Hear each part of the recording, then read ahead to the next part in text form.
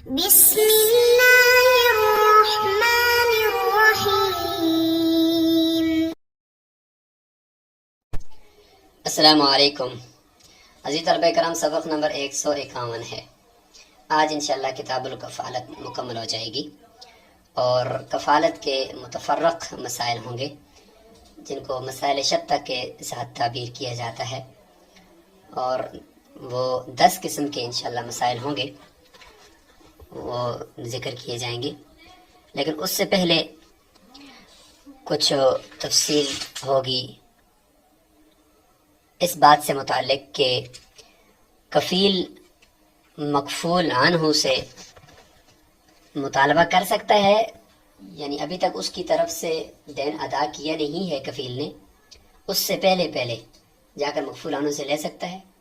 تو اس سے متعلق تھوڑی سی بات کریں گے، اس کے بعد پھر انشاءاللہ متفرق احکامات کی طرف چلے جائیں گے اور انشاءاللہ آج اس کو مکمل کرنے کی کوشش کرتے ہیں۔ تو عبارت ہے جی کہ وَلَيْسَ لِلْكَفِيلِ أَن يُطَالِبَ الْمَكْفُولَ عَنْهُ بِالْمَالِ قَبْلَ أَن يُؤَدِّيَ عَنْهُ۔ کفیل کے لیے جائز نہیں ہے کہ وہ مکفول عنہ سے مطالبہ کرے مال کا اس کی طرف سے ادا کرنے سے پہلے قبل أن يؤدِّيَ۔ ظاہر ہے یہ بات تو بالکل ٹھیک ہے کہ کفیل نے جو ذمہ داری اٹھائی ہے، تو جب تک اس ذمہ داری کو وہ پورا نہ کرے تو وہ کس طریقے سے جا کر مکفول عنہ سے لے سکتا ہے۔ اگر مکفول عنہ کے پاس ہوتے اس وقت تو وہ دے ہی دیتا، پھر کفیل بننے کی کیا ضرورت تھی۔ تو اب جو کفیل ہے وہ اگر اس کے پاس نہیں ہے تو وہ تو چلو ٹھیک ہے کہ اس کے اوپر اگر مکفول لہو کی طرف سے زور ہے، زبردستی ہے، تو پھر وہ جا کر مکفول عنہ کو پکڑ سکتے کہ میں نے آپ کے ساتھ نیکی کی تھی، اس وقت میں نے آپ کی طرف سے کفالت اٹھائی تھی، لیکن اس وقت میرے پاس نہیں ہے، لہٰذا آپ کچھ کرو۔ لیکن جب تک مکفول لہو کی طرف سے کوئی زبردستی نہیں ہے، ابھی کوئی مدت باقی ہے، تو پہلے جا کر وہ مکفول عنہ سے مطالبے کا حق نہیں رکھتا۔ فَإِن لُوزِمَ بِالْمَالِ، ہاں اگر اور مکفول لہو کہہ رہا ہے کہ بھئی آپ نے ذمہ داری اٹھائی تھی، آپ دے دیں، کفیل کو کہہ رہا ہے، تو اور کفیل کے پاس فی الحال پیسے نہیں ہیں اور اس کا راستہ روک دیا ہے ابھی مکفول لہو نے، تو لہٰذا کفیل جا کر اس صورت میں مکفول عنہ کو پکڑ سکتا ہے کہ یار میں نے آپ کی طرف سے ذمہ داری اٹھائی تھی، اب آپ ہی کچھ کرو۔ کان لہو ان یلازم المکفول عنہ، تو کفیل کے لیے یہ پھر جائز ہے کہ وہ جا کر مکفول عنہ کو لازم پکڑے، حتی یخلصہ، یہاں تک کہ وہ مکفول عنہ جو ہے وہ کفیل کو چھڑا دے۔ تو یہ بات یہاں پر مکمل ہوئی۔ آگے یہ ہے کہ طالب یعنی مکفول لہو وہ اگر بری کر دے تو وہ کبھی مکفول عنہ ہو جس کے اوپر اصل دین ہے اس کو بھی بری کر سکتا ہے، اور کبھی وہ کفیل کو بری کرے گا جس نے ذمہ داری اٹھائی ہوئی ہے۔ تو اس اعتبار سے بھی الگ الگ حکم ہے کہ وَإِذَا أَبْرَأَ الطَّالِبُ الْمَكْفُولَ عَنْهُ، اگر طالب یعنی مکفول لہو بری کر دے، قرضے سے بری کر دے، کس کو؟ مکفول عنہ کو، یعنی جس کے اوپر اصل قرض ہے اس کو کہہ دے کہ بھائی میں تجھے بری کر دیتا ہوں۔ تو اب استوفى منہ، یا یہ ہے کہ وہ مکفول عنہ سے وصول کر لے قرض، اس کو بری کر دے یا مکفول عنہ سے قرض لے لے، کفیل سے نہیں لے لے، تو بری الکفیل، دونوں صورتوں میں کفیل بری ہو جائے گا۔ ظاہر ہے کفیل نے تو مال کی ضمانت اٹھائی تھی، اب وہ مال یا تو معاف ہو گیا یا یہ کہ ادا ہو گیا مکفول عنہ کی طرف سے، تو کفیل بری ہو جائے گا۔ وَإِنْ أَبْرَأَ الْكَفِيلَ، اگر مکفول لہو نے کفیل کو بری کر دیا، تو یہی تو کفالت کا اور حوالہ کا فرق ہے کہ لم یبرأ المکفول عنہ، مکفول عنہ پھر بھی بری نہیں ہوگا۔ کفیل کو بری کیا تو کفیل تو مطالبہ ہے کفیل کے اوپر صرف اور صرف، باقی جو اصل دین ہے وہ تو مکفول عنہ کے اوپر ہے، لہٰذا اگر کفیل کو بری کیا بھی ہے تو وہ مطالبے سے بری کیا کہ تم سے مطالبہ نہیں کروں گا، بس تجھے میں نے اس سے بری کر دیا، لہٰذا اصل دین پھر مکفول عنہ کے اوپر رہے گا۔ اس میں ایک صورت یہ ہوتی ہے کہ لفظ برئتا سے کہہ دے، برئتا یعنی من المال، مکفول لہو کفیل کو یہ لفظ بولے کہ برئتا، تم بری ہو چکے ہو مال سے، تو یہ جو برئتا ہے اس کا مطلب ہے کہ کفیل سے بری ہونے کی ابتدا ہوئی ہے کہ تم بری ہو، یعنی کہ میں نے تمہیں بری کی ہے۔ برئتا کا مطلب ہوتا ہے تم بری ہو چکے ہو مال سے، اور من المال بھی کہہ دیا، تو اس میں تو یعنی یہ ہے کہ کفیل سے بھی دین ہو، گویا کہ یہ مطلب یہ ہے مکفول لہو کا کہنے کا کہ میں نے تمہیں بری نہیں کیا بلکہ تم نے خود مال دے دیا ہے اور تم بری ہو چکے ہو، تو بریتا کا معنی یہ ہوگا. اگر اس نے لفظ بریتا بولا ہے، بریتا من المال، کہ تم مال سے بری ہو چکے ہو، تو اس کا مطلب کیا ہے کہ کفیل نے ادا کر دیا اور مکفول لہو نے کہہ دیا کہ تم بری ہو چکے ہو، ٹھیک ہے بھائی آپ نے دے دیے. تو اس صورت میں تو مکفول عنہ سے بھی چلے جائیں گے اگر یہ لفظ بولا ہے مکفول لہو نے. اگر یہ لفظ بولا ہے جو یہاں پہ کہ ابرأت میں نے تجھے بری کر دیا، تو یہاں پہ بری ہونے کی ابتدا مکفول لہو کی طرف سے ہو رہی ہے. مطلب یہ کہ میں نے تجھ سے نہیں مانگوں گا، کفیل کو کہہ رہے کہ تجھ سے نہیں مانگوں گا. تو اس صورت میں مکفول عنہ کے اوپر سے دین ساکت نہیں ہوگا، کیونکہ اس سے پتہ نہیں چلتا اس لفظ سے. اس لفظ میں ابرأت کا مطلب ہے کہ میں نے بری کر دیا، کہ گویا کہ کفیل کی طرف سے ابتدا نہیں ہوئی، کفیل نے کچھ دیا نہیں ہے، میں نے بری کر دیا. تو مطلب ہے کہ کفیل کو بری کر دیا، تو کفیل کو تو مطالبے سے بری کرنا ہے، اصل دین تو اس پر ہے نہیں ہے، لہٰذا مکفول عنہ کے اوپر دین برقرار رہے گا اس لفظ میں. اور تیسرا لفظ ہے جس میں مطلقاً اس نے صرف برئتا کہا ہے، برئتا من المال بھی نہیں کہا اور ابرأت بھی نہیں کہا، صرف برئتا کہا ہے. تو صرف برئتا کے اندر کہ وہ بری، کفیل وہ کہہ رہے کہ تم بری ہو، برئتا، تو اس پہ تو پتہ نہیں چلتا کہ کفیل نے مال دیا یا نہیں دیا، کیونکہ من المال کا لفظ تو استعمال نہیں کیا. تو اس لیے اس صورت میں اختلاف ہے. امام سے فرماتے ہیں کہ بری نہیں ہوگا، امام محمد فرماتے ہیں اور امام یوسف فرماتے ہیں بری ہو جائے گا. تو اس میں جو فتویٰ ہے وہ اسی پر ہے کہ بری نہیں ہوگا، مکفول عنہ بری نہیں ہوگا، کیونکہ اس میں مال سے بری ہونے کی بات ہے ہی نہیں ہے کہ کفیل نے کہیں مال دیا ہو اور آگے سے اس نے کہہ دیا کہ برئتا کہ تم بری ہو، اس طرح کی بات تو اس نے کی نہیں ہے. اس لیے مطلق ہے تو فتویٰ اسی پر ہے کہ مکفول عنہ یہاں پہ بری نہیں ہوگا. مسئلہ یہ کہ ولا يجوز تعلیق البراءۃ من الکفالۃ بشرط، براءت کو یعنی کفالت سے براءت کو معلق کرنا شرط کے ساتھ یہ جائز نہیں ہے. مثال کے طور پر کسی کو یہ کہنا، کفیل کو یا مکفول عنہ کو، کہ حاجیوں کی پہلی فلائٹ جب پاکستان پہنچے گی تو میں تمہیں کفالت سے بری کر دوں گا. تو کفالت سے بری کرنے کا مطلب ہوتا ہے کہ اگلے کو اس دین کا مالک بنانا، ظاہر مالک بنانا کہ بھائی تم لے لو، بس میں تمہیں بری کر رہا ہوں. تو یہ ایک دوسرے کو مالک بنانا ہوتا ہے. مالک بنانے میں تملیک میں فقہی قاعدہ ہے کہ اس میں اس کو شرط کے ساتھ مالک نہیں کیا جا سکتا. بس مالک بنانا تو سیدھے سیدھا مالک بنا، تو اس میں تو شرط کے ساتھ مالک کرنے کی کیا ضرورت ہے. لہٰذا شرط کے ساتھ معلق کرنا اس کی تملیک کو جائز نہیں ہے. اس لیے کفالت سے برات کو شرط کے ساتھ معلق کرنا جائز نہیں ہے. آگے ایک مسئلہ ہے، وہ یہ ہے کہ جو چیز یا جو فعل یا جو کام یا جو ذمہ داری کفیل سے آپ حاصل نہیں کر سکتے، یعنی وہ مکفول عنہ سے ہی وصول کرنی ہے، تو اس کی کفالت اٹھانا بھی درست نہیں ہے.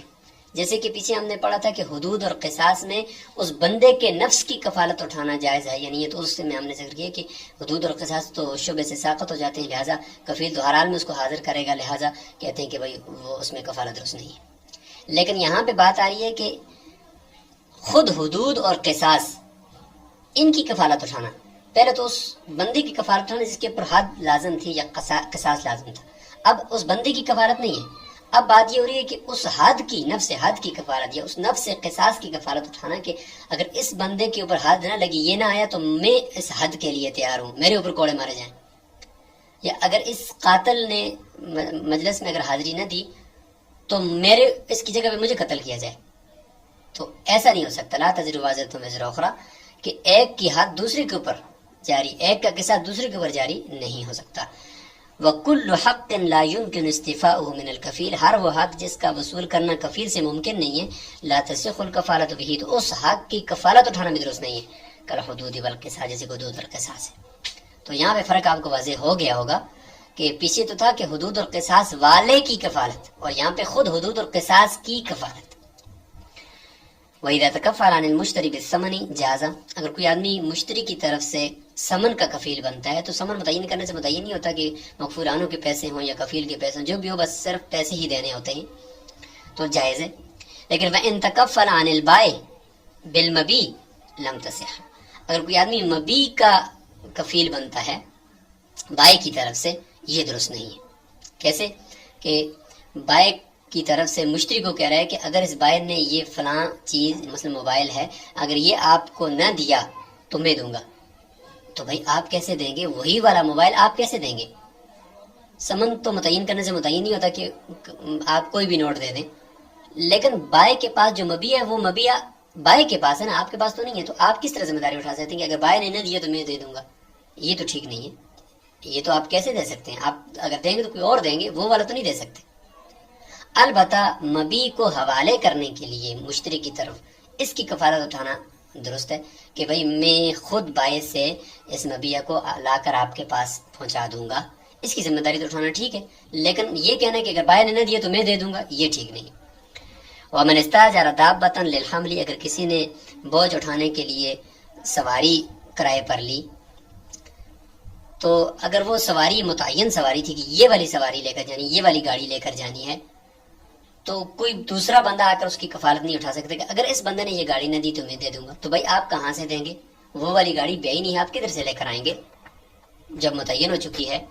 ہاں اگر متعین نہیں ہے تو پھر آپ اپنی کوئی گاڑی دے سکتے ہیں اس کی جگہ پر، اس کی ذمہ داری تو اٹھا سکتے ہیں، لیکن متعین گاڑی کی کفالت اٹھانا درست نہیں ہے۔ فإن كانت بعینها، اگر وہ گاڑی متعین ہے، لم تصح الکفالۃ بالحمل، تو لہذا حمل یعنی اس بوجھ کو اٹھانے کی کفالت اٹھانا درست نہیں ہے کہ اگر اس نے گاڑی نہ دی تو میں دے دوں گا۔ لیکن وإن كانت بغیر عینها، اگر وہ متعین نہیں ہے، جازت الکفالۃ، تو پھر کفالت درست ہے کیونکہ گاڑی متعین کی نہیں ہے، دوسری جگہ گاڑی بھی آپ دے سکتے ہیں اگر وہ نہ ملی تو۔ ولا تصح الکفالۃ الا بقبول المکفول له فی مجلس العقد۔ اب یہاں پہ یہ ذکر کیا جا رہا ہے کہ کیا مکفول لہو کا قبول کرنا، یعنی ایک بندہ کفیل بن رہا ہے مکفولانوں کی طرف سے، تو کیا مکفول لہو کا قبول کرنا اس کو ضروری ہے کہ اچھا میں قبول کرتا ہوں کہ تم اس کی طرف سے ذمہ داری اٹھاؤ یا نہیں؟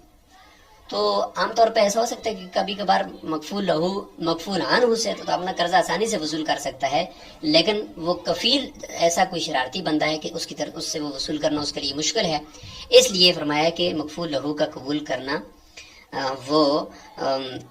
صحیح ہے، وہ درست ہے، وہ ہونا چاہیے۔ لیکن راجح قول یہ ہے کہ جب ایسی کوئی مجبوری ہو اور مکفول عنہ کا کوئی اور پرسان حال نہ ہو تو اس کی طرف سے وہ مکفول لہو مکفول لہو کے بغیر بھی کفالت اٹھائی جا سکتی ہے، جیسے آگے ایک مجبوری آ بھی رہی ہے۔ الا فی مسئلۃ واحدۃ، ایک مسئلے کے اندر یہ ہے کہ مکفول لہو کو پتہ نہ بھی ہو پھر بھی کفیل کفالت اٹھا سکتا ہے، وہ یہ ہے کہ وہی ان یقول المریض لوارثہ، کہ مریض جو ہے وہ اپنے وارث کو کہتا ہے، مریض مرض الموت میں ہے اور اس کے اوپر قرضے ہیں، اور جو قرضے والے لوگ ہیں ان کو پتہ ہی نہیں ہے کہ یہ بندہ مرنے والا ہے، تو اب یہاں پہ اگر یہ کسی کو وارث نہیں بنائے، کسی وارث کو نہیں بتائے گا، کسی کو وارث کو کفیل نہیں بنائے گا، تو پھر تو قرضہ ضائع ہو جائے گا لوگوں کا، اس لیے اس کا وارث بنانا، یہاں پہ وارث کو کفیل بنانا یہ درست ہے۔ مریض وارث کو یہ کہتا ہے کہ تکفل عنی بما علی من الدین، کہ آپ میری طرف سے کفیل اور ذمہ دار بن جائیں اس دین کے جو میرے اوپر فلاں فلاں لوگوں کا ہے۔ فتکفل به مع غیبت الغرماء، پھر وہ وارث وہ کفیل بن جائے اس دین کا مکفولانوں کی طرف سے غیر موجودگی میں، غرماء کی یعنی قرض خواہوں کی غیر موجودگی میں، تو یہ وہ ایک صورت ہے۔ اس طرح کی کوئی اور ایسی شدید مجبوری آ جائے کہ جس میں مکفول لہو کو کے ساتھ رابطہ نہیں ہو پا رہا، اس کو پتہ نہیں چل رہا، تو پھر بھی کفیل بنانا جائز ہے، کہیں قرضہ ضائع ہونے کا خطرہ نہ ہو، چونکہ وہ فوت ہو جائے گا تو پھر اس کے بعد قرض خواہوں کے پاس کبھی دلیل گواہ ہوتے ہی یا کبھی نہیں ہوتے، پھر مسائل ہو جائیں گے قرض ثابت کرنے میں، جازہ تو درست ہے یہ۔ وَإِذَا كَانَ الدَّيْنُ عَلَى اثْنَيْنِ، اب یہاں پہ یہ ہے کہ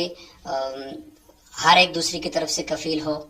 یا دو بندے کفیل ہوں، اس طرح کی مثال دیکھیں۔ ان میں سب سے پہلے یہ کہ دین دو لوگوں پر ہے، مطلب کسی دو لوگوں نے مل کر گاڑی خریدی، دونوں کے اوپر ایک بندے کا قرضہ آ گیا، ایک مالک گاڑی کے مالک کا قرضہ دو لوگوں کے اوپر آ گیا۔ وَكُلُّ وَاحِدٍ مِّنْهُمَا كَفِيلٌ ضَامِنٌ عَنِ الْآخَرِ، یہ جو دو گاڑی کے اندر پارٹنر ہیں جن کے اوپر مثلا 4 لاکھ روپیہ قرضہ آ گیا ہے، تو ان میں سے دونوں ایک دوسرے کے ضامن ہو گئے۔ ایک نے کہا مالک کو کہ اگر اس نے پیسے نہ دیے تو اس کی طرف سے میں دوں گا، دوسرے نے کہا کہ اس نے نہ دیے تو اس کی طرف سے میں دوں گا، تو دونوں نے ایک دوسرے کی کفالت بھی اٹھا لی ہے اور دونوں کے اوپر قرضہ بھی نصف ہے، مطلب 2 لاکھ ایک کے اوپر 2 لاکھ دوسرے کے اوپر ہے۔ تو واضح بات ہے کہ ہر ایک اپنے 2 لاکھ کے اندر اصیل ہے اور دوسرے کے 2 لاکھ میں کفیل ہے، یعنی 4 لاکھ روپیہ ٹوٹل ہے، اس میں 2 لاکھ میں تو وہ اصیل ہے، وہ خود اس کا اپنا ہے، اس کے اپنے ذمہ ہے، اور 2 لاکھ وہ کفالت اٹھا رہا ہے دوسرے ساتھی کی، ہر ایک ان میں سے۔ فما ادى احدهما، لہذا ان دونوں میں سے جو بھی اگر کوئی ایک جتنا قرضہ بھی ادا کرے گا، من 10,000 کرتا ہے 20,000 کرتا ہے، تو لم یرجع به علی شریکہ، تو وہ جا کر اپنے دوسرے شریک سے رجوع نہیں کرے گا کہ اچھا میں نے آپ کی طرف سے دے دی، نہیں، بلکہ اصول یہ ہے کہ جو سب سے پہلے اس کے ذمہ قرضہ ہے وہ ادا کرے گا. مثلا 2 لاکھ روپیہ ہے تو سب سے پہلے یہ 2 لاکھ روپیہ ادا کرے گا. جب یہ پورے ہو جائیں گے اس کے بعد پھر جب وہ اگلے نصف سے شروع کرے گا، اگلے 2 لاکھ جس کی اس نے کفالت اٹھائی ان کو شروع کرے گا ادائیگی، تو پھر وہ اپنے کفیل دوسرے جو پارٹنر ہے اس سے جا کر وصول کرے گا کہ ہاں میں نے آپ کی طرف سے اتنے دے دیے. لیکن جب تک وہ اپنی طرف سے ادا کر رہا ہے تو اس کو جا کر وہ اپنے پارٹنر سے وصول نہیں کر سکتا کہ میں نے تیری طرف سے ادائیگی کر دی. حتی یزید ما یؤدیہ علی النصف، یہاں تک کہ زیادہ ہو جائے وہ رقم جو اس نے ادا کی ہے مالک کو علی النصف، نصف پر، یعنی 4 لاکھ روپیہ 2 لاکھ ایک پر 2 لاکھ دوسرے پر، تو 2 لاکھ سے زیادہ جب ادائیگی ان دونوں میں سے کوئی ایک شریک کر لے گا تو پھر وہ 2 لاکھ سے زیادہ جتنی ادائیگی اس نے کی ہے 2,10,000 2,20,000، تو وہ جو 20,000 10,000 جو 2 لاکھ سے زیادہ ہوئے وہ جا کر وہ اپنے شریک سے لے سکتا ہے. اس سے پہلے 2 لاکھ جو اس نے ادا کیے ہیں وہ گویا کہ اس نے اپنی طرف سے ادا کیے ہیں، وہ اس کا اپنا اصل قرض تھا، تو ظاہر اپنا اصل قرض بندہ پہلے ادا کرتا ہے، دوسرے کا بعد میں ادا کرتا ہے. اس لیے جب تک وہ نصف تک ادا کر رہا ہے اس وقت تک وہ رجوع نہیں کرے گا شریک سے، اور جب وہ نصف سے زیادہ ہو جائے گا تو پھر جا کر وہ کہے گا اچھا میں نے آپ کی طرف سے بھی ادائیگی کر دی، آپ مجھے یہ دے دیں. فیرجع بالزیادتی، پھر وہ نصف سے زیادتی ہے اس کے ساتھ وہ رجوع کر سکتا ہے. وَإِذَا تَكَفَّلَ اثْنَانِ عَنْ رَجُلٍ بِأَلْفٍ، اب یہ مسئلہ ہے کہ ذرا کفالت مرکب ہو گئی ہے کہ 2 آدمیوں نے ذمہ داری اٹھائی، کفالت اٹھائی ایک آدمی کی 1000 درہم کی، یعنی ایک آدمی کے اوپر 1000 درہم قرض ہے. 2 لوگ اس کے ذمہ دار بن گئے اور جو قرض کا مالک تھا اس کو کہنے لگے کہ اس ایک بندے کی طرف سے اگر اس نے 1000 درہم فلاں تاریخ تک نہیں دیا تو ہم دیں گے. تو دونوں اسی 1000 کے ضامن بن گئے، کفیل بن گئے، اعلیٰ اس شرط پر کہ ان کل واحد منہما کفیل عن صاحبہ، اس شرط پر کہ ان دونوں میں سے ہر ایک بھی دوسرے کا کفیل ہے. اب یہ دیکھیں 2 کفالتیں ہوں گی، ایک کفالت تو دونوں نے مل کر وہ مدیون مقروض اس کی طرف سے اٹھا لی،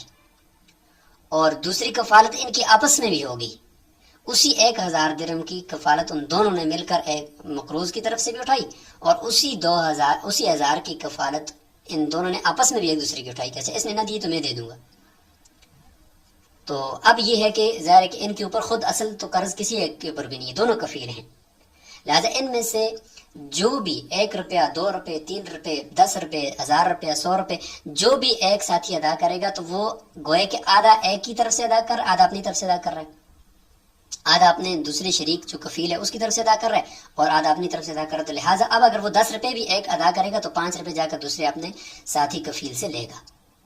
20 روپے ادا کرے گا تو 10 روپے اپنی طرف سے ادا کر رہا ہے، 10 روپے وہ دوسری کی طرف سے ادا کر. تو یہاں پہ وہ پہلے والے مسئلے کی طرح نہیں ہے. پہلے والے مسئلے میں تو ہر ایک کے اوپر خود اپنا اصل نصف قرض بھی تھا، اس لیے اس میں تھا کہ جب تک نصف تک اس نے ادا کر رہے تو اس وقت تک رجوع نہیں کرے گا، نصف سے اوپر ہو جائے گا تو پھر جا کر اپنے شریک سے لے گا. جبکہ یہاں پر تو ان دونوں کے اوپر کوئی قرضہ نہیں ہے، لہٰذا وہ تھوڑی سی رقم بھی ادا کرے گا ایک ساتھی تو دوسرے ساتھی سے جا کر رجوع کرے گا. فما اداہ احدہما، پس جتنی رقم بھی ان دونوں میں سے ایک ادا کرے گا مالک کو، یرجع بنصفہ، تو اتنی رقم کے نصف کے ساتھ رجوع کرے گا علی شریکی، اپنے شریک پر.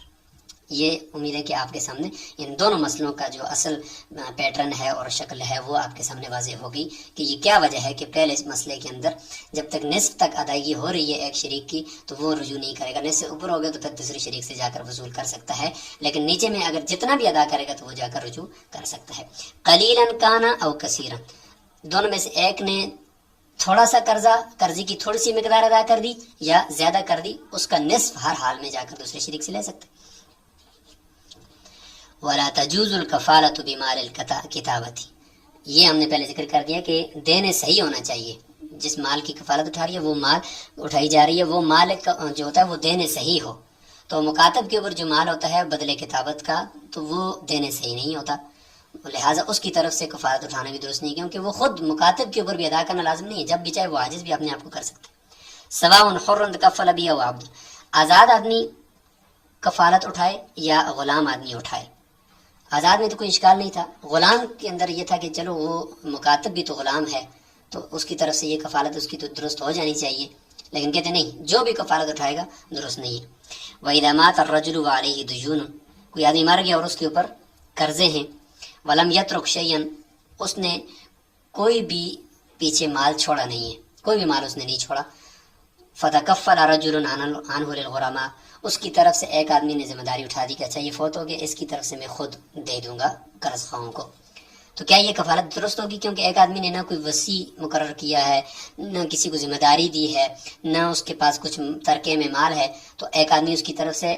بغیر اس کے امر کے کفالت مرنے کے بعد اٹھا رہا ہے، تو کیا یہ درست ہے؟ لم تصح الکفالۃ عند ابی حنیفہ، امام صاحب فرماتے ہیں یہ کفالت درست نہیں ہے، صاحبین فرماتے ہیں کہ کفالت درست ہے،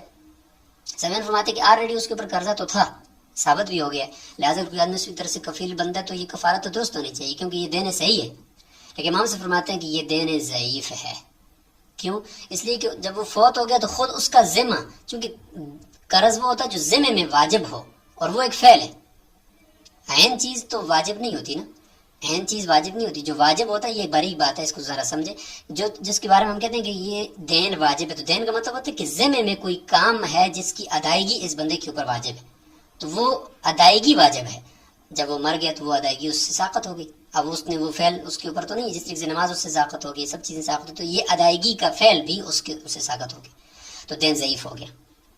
جب دین ضعیف ہے تو اس کی طرف سے کفالت اٹھانے میں درست نہیں، ہم نے کہا تھا کہ دین صحیح ہونا چاہیے، قوی ہونا چاہیے، لہٰذا امام صاحب فرماتے ہیں کہ یہ درست نہیں۔ صاحبین کے پاس ایک دلیل ہے کہ حضور صلی اللہ علیہ وسلم نے ایک جنازے سے متعلق پوچھا کہ اس کے اوپر کسی کا قرض تو نہیں ہے، تو ایک آدمی کہا ہاں 2 درہم ہیں جی، تو آپ صلی اللہ علیہ وسلم نے فرمایا کہ میں اس کی نماز جنازہ نہیں پڑھاؤں گا، تو حضرت ابو قتادہ رضی اللہ تعالیٰ عنہ نے کفالت اٹھا لی کہ میں دے دوں گا اس کی طرف سے، تو آپ صلی اللہ علیہ وسلم نے جنازہ پڑھا دیا، تو اس سے پتہ چلتا ہے کہ دیکھیں اس کے حکم کے بغیر کفیل بنا ہے حضرت ابو قتادہ رضی اللہ تعالیٰ عنہ، تو درست ہو گیا۔ امام ابو حنیفہ رحمۃ اللہ کی دلیل یہ ہے کہ یہاں پہ ہو سکتا ہے کہ اس آدمی نے اپنی زندگی میں اس صحابی کو اپنا کفیل بنایا ہو، اس لیے اس نے کفالت اٹھائی ہے، تو اس وجہ سے امام ابو حنیفہ رحمۃ اللہ کا قول راجح ہے کہ کوئی اگر اس طریقے سے ضمانت اٹھاتا ہے، کفالت اٹھاتا ہے، تو اس کی یہ کفالت درست نہیں ہے، ترکے میں اگر جو مال ہے تو وہ دے دیا جائے، ورنہ یہ کفالت اٹھانا صحیح نہیں ہے، کیونکہ اس کے ذمہ ہی ساقط ہو چکا ہے اس آدمی کے فوت ہونے سے، تو یہ دین ضعیف ہے۔ تو اسی کے ساتھ یہ کتاب الکفالہ مکمل ہو چکی ہے، اور اس کے بعد انشاءاللہ آگے کتاب الحوالہ آ رہا ہے۔ تو کفالت میں آپ امید ہے کہ سمجھ چکے کہ مین جو اس کا تھیم ہے وہ یہی ہے کہ اس میں ایک بندہ دوسرے کے ساتھ مدد اور تعاون کر کے اس کی طرف سے ایک ذمہ داری اٹھاتا ہے، اپنے ذمہ لیتا ہے، اور قرض منتقل اس کی طرف نہیں ہوتا، بلکہ اصل قرض تو اسی بندے کی برد ہے، یہ مطالبے کے لیے اپنے آپ کو پیش کرتا ہے کہ مجھ سے مطالبہ کیا جائے، پھر اس کے آگے کسی کی نفس کو، کسی کی ذات کو پیش کرنا ہے عدالت میں، یا کسی کے مال کی کفالت اٹھانا ہے، وہ دونوں اس میں آ جاتی ہے۔ السلام علیکم ورحمۃ اللہ وبرکاتہ۔